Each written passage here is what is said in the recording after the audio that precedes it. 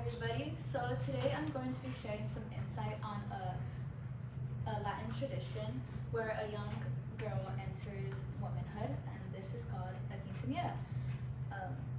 So a quinceañera, which is where I received my cultural artifact, this necklace. There's this misconception that quinceañeras and sweet 16s are the exact same thing. And on a surface level, yes, they are. They're both an excuse to throw a big party.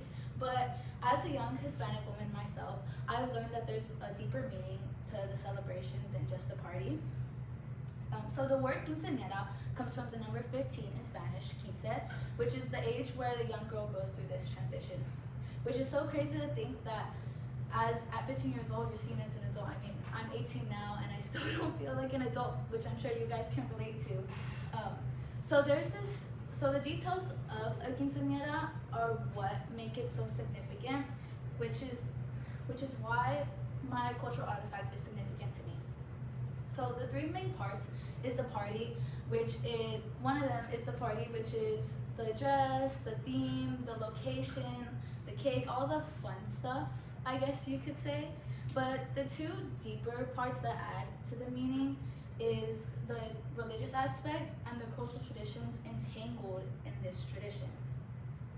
So a quinceañera is commonly associated with Catholicism, and in Catholicism there are 3 sacraments of initiation, the last of which is confirmation. And if you were to have a quinceañera, you would prepare for the quince and your confirmation at the same time. This just consists of taking classes and growing your faith. And on the day of the celebration of your quinceañera, there's a mass held in honor of the young woman, the quinceañera. After this, the mass takes place, the scene shifts to the reception, where the court is introduced. And a court is traditionally consisting of 7 girls and 7 boys, the quinceañera and her honor escort. I opted for the untraditional route, and I just chose 5 of my closest friends and my cousin as my honor escort.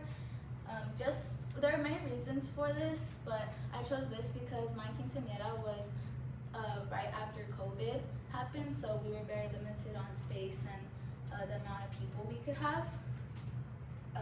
So the next event of the celebration is where the quinceañera receives gifts that add deeper meaning to the event as a whole.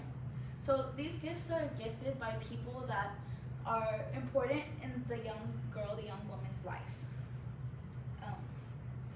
And it's seen as an honor to be chosen to give a gift to the quinceañera, because those people are recognized for how the role they play in that young girl's life, and they're chosen to help guide her as well into this next chapter.